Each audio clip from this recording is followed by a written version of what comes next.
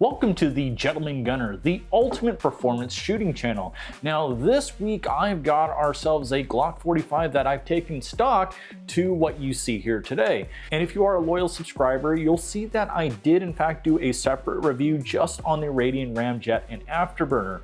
Now adding the other parts is going to change how this gun does behave in the actual performance when we get to that. So it's not like we made this video and we just put a bunch of shiny parts on it. We actually want to see what this does. Now a huge shout out to Optics Planet because they did provide all of the gear that you see in this video that we're going to go over today. And if you want to see the full list of all the parts and have direct links to them, I will leave that to a link to my website. You can take a closer look. Now every time I've done one of these, I try to have a focus of where this gun will land.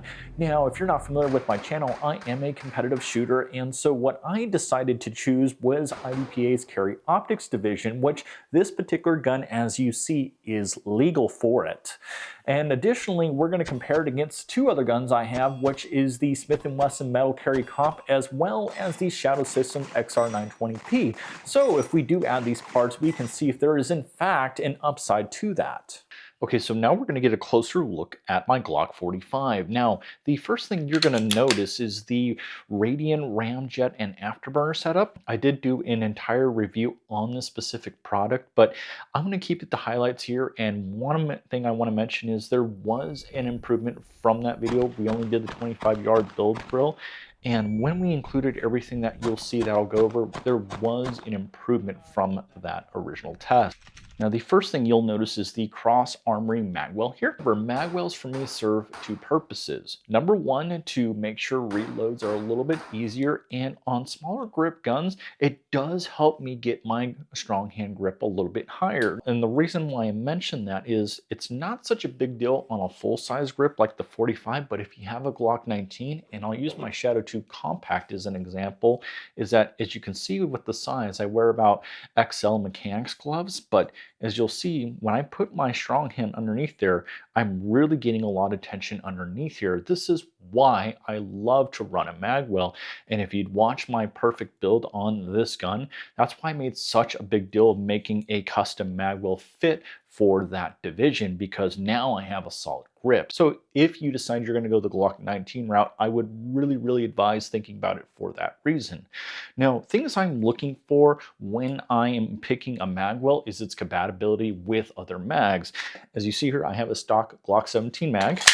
And as you see, it fits and it works. Now, you always want to try that with other mags here.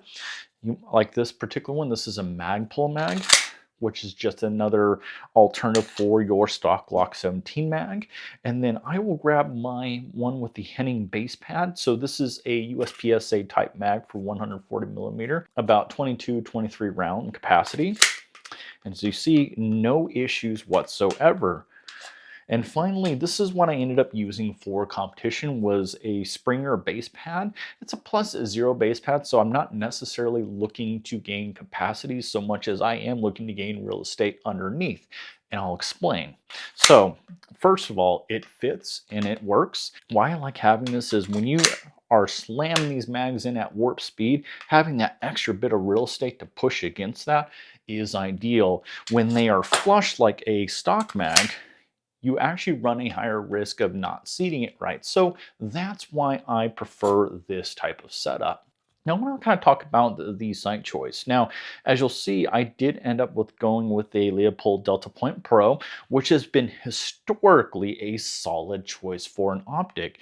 And the reason why I chose it is because of the window size and width. There are a lot of good options out there now, like this Defender XL, which has a very large window here. I still enjoy using optics that have a name and history behind it. And the Delta Point Pro was one of the earlier optics to the game for red dots when they became popular in competition. And they are incredibly reliable. And when you have a gun like this that doesn't have a ton of muzzle flip, you know, the height of the window doesn't matter. So when you have an opportunity to decrease the height of the window, the gain that you do get from that is you get a reduced likelihood of the sun becoming an issue and obstructing your dot. So that's why I liked this setup. The dot is very clear on it, and 6 MOA is more than acceptable for IDPA or USPSA. Now I want to talk about my choice in trigger group here. This is the Timney Alpha Glock competition trigger. I've used this trigger since they come out in various different platforms, whether it be the actual Glocks themselves or ZEVs and even some shadow systems.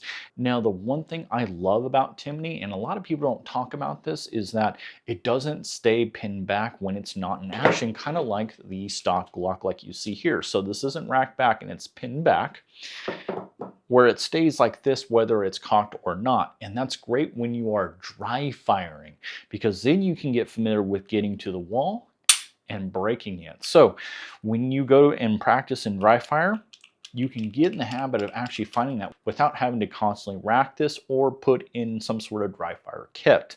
All right, so I'm going to walk you through that characteristic here. And this is very light, and I will show a trigger gauge pull here separately, but YouTube gets a little sensitive when I talk about certain weights. So I'm going to walk you through this characteristic instead. So that safety detent really isn't in that way that much, but be very careful because it is a very light, and finding the wall in a dry setting like this can be difficult. But as you see, with very little take up, I'm there and it's a break. A little bit of creep, but that's okay. Now, when you go through it in the reset, so I'll go as slow as I can. Okay. Fairly minimal reset with a very, very audible tactile sound to it. So we're right back on that wall and break. Now, the creep that is inherent with Glocks, particularly on the Timney trigger as well, doesn't feel disruptive. And when I go do any type of long distance, specifically the 25-yard accuracy and build drill, you'll see where this trigger setup became a pivotal role in its performance for me. Now, I did get the builder's kit, and that did come with a striker and striker spring. From what I can see, the dimensions of the actual striker itself appear to be about the same as the Glock, but it was MP3 coated. So in theory, MP3 coating does make it slicker without having to put oil in, so it should move a little easier in there. Now, the spring weight did feel a little bit lighter, and with the information I was able to find, aside from what Timney tells you, which is they match it to this setup, is that it's about a pound lighter than the stock Glock at around 4.5, where Glock is around 5.5. And that's going to play a big factor in the reliability of this when I was starting to go look through various spring options. And that'll be the next thing we talk about. I will say this, if you know you're not really looking to dive deep into spring tuning, things like that, the builder's kit, in my opinion, is probably not going to be the highest thing on your radar. And you could save yourself a few bucks by sticking with the stock striker and striker spring and just going solely with the Timney setup. Now we're going to talk about the Recoil spring. Now, I did do a separate video and I posted it on my B channel, which is the Anti-FUD Armory channel. And I picked two ammos, one being Blazer 115 aluminum, which I'll do all my testing with, and it's the closest thing to common factory ammo that you can obtain. Now, additionally, I did get some Winchester NATO loads, which you will find consistent with the ballistic factor of most defensive rounds. So essentially a factory and a defensive type load. Now, I tested 10 different spring combinations, so in total 20 different tests. And I start out with stock, and I will say that the stock 18-pound Glock spring will cycle with pretty much anything, and I had no issues with it prior. Now, the first route I went through was the Radian compressor spring setup. I was a little taken back for the price of it because it seemed like that you only got 3 springs and a guide rod. Well, after I got to take a closer look at it and also got to play around with it, and I won't show myself putting in here because YouTube doesn't like that as well, is that I found that it was actually more like installing a spring like you would find on a 2011, where you used a pin to hold the spring down and put in a cap for it. So it essentially became a captured setup. That makes doing the livability factor, so assuming that you figure out your spring combo, a lot easier, because when I went with the DPM, which is actually an uncaptured setup, it gets kind of wonky when you have to put this back together. Now, as far as the Radian, they have the 3 choices of 18, 15, and 13. Now, with 18, you can't go wrong with it, especially if you want to run defensive rounds, because it will cycle it just fine. Now, I will say, oddly enough, the 18-pound flat recoil spring that comes with it feels a touch softer in the felt recoil than the factory Glock setup. Now the 15 is probably what I would normally use for a competition setup with this particular ecosystem here, especially if I know I'm going to run the Blazer 115 aluminum or something similar to that nature. For whatever reason, the 13-pound spring, as you may have saw in the video, did give me some challenges. And with the Blazer aluminum, I fired off one round and it would not cycle any more rounds. And then with the Plus P, I actually at least got a few of them through before it started to have malfunctions. And from what my experience has told me over the years of tuning guns, it's not worth it to continue it if you have malfunctions, especially if you've already found out 2 other spring combinations have worked. Now, why that might be not working is because it may have something to do with Timney's choice of striker spring weight. I didn't dive further into that, but I'm assuming that Radian maybe gave you a 13-pound option to work with the factory trigger group. So keep that in mind if you're going that route. Now with the DPM, I went down 6 different combinations. I'm just going to keep it to 2. One is, hey, I want something that's universal that'll work for defensive loads and factory ammo. And where I landed with that is if you go with the lighter inner spring, so it's going to be the smaller one, and then you go with the heaviest outer spring, so it's the longest one, that's where this gun with both ammo loads, as you'll see, was not only producing the quickest splits and tightest group, but it was reliable. When I looked at the ejection pattern of the Blazer 115 aluminum, it was going about 4 to 5 feet away from me, and which in terms for me is acceptable. Anything less than that, that's when you're starting to say, hey, that's heavy springing, and anything that goes out of frame, like you will see with the NATO, is likely a lighter spring choice. For the competition portion, which when I use the Blazer 115 aluminum, is I liked having the lighter outer spring and no inner spring. So a fairly light choice in recoil spring. Now that was from the test that day, and so my inclination from a competition perspective is to bump it up a pound or 2, especially if it's on the light side. And so I ended up running a medium spring. Now the challenge with that is as that spring started to take a set in testing, as I did have the occasional dead trigger pull, and when I went to run this in competition, I forgot to change that out because I was going to run a heavier outer spring.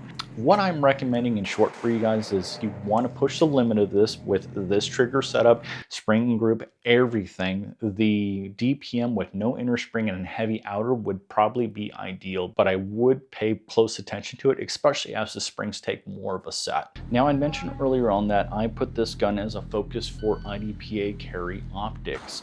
Now for USPSA, you can certainly run this gun in open, but you're going to be relegated to running open minor and having to deal with that scoring if you want to do this route that you have listed here. Now for IDPA, I actually have all the tools here to see if it's legal. And so I'm going to do this. I'm going to run my favorite Springer pad here, okay? And we're going to see if this fits. And as you can see, dimensionally, not a challenge in any way, shape, or form. Now, the interesting part of this is, I know you guys will ask, because you guys know I have a track record with CCP, which is the Concealed Carry Pistol Division, here is the CCP box, okay? Now, this optic is going to be a challenge. It's not going to fit, right? But I want you to pay attention to the length of here and here. And as you see, that fits well within this. Now, kind of giving, we're having a little bit of fun here, but as you can see with the length of this grip, I can pretty much put this gun in this box. So what is that suggesting to you guys? Well, what that means is if you are considering a Glock 19 for CCP, you have a strong likelihood that it will fit with this Radian combo setup here. So keep that in mind, but make sure that you verify everything. Now, as far as the competition weight, you gotta make sure you have an empty mag in here. It's well within spec here.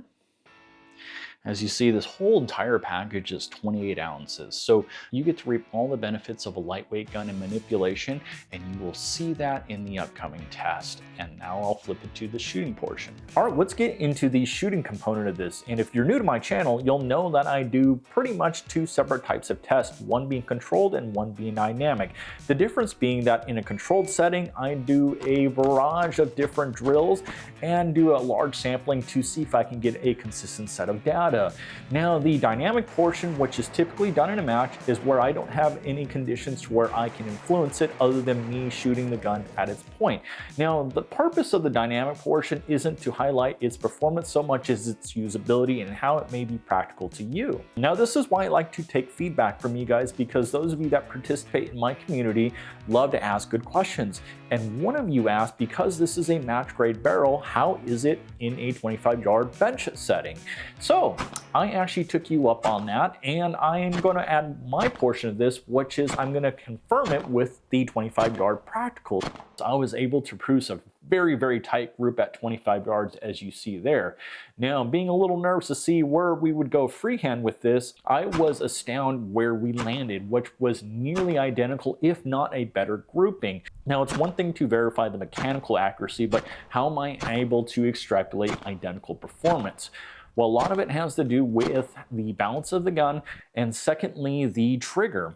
This being the Timney trigger, it was consistent, and when I was actually prepping the trigger for this, it was easy for me to find that wall.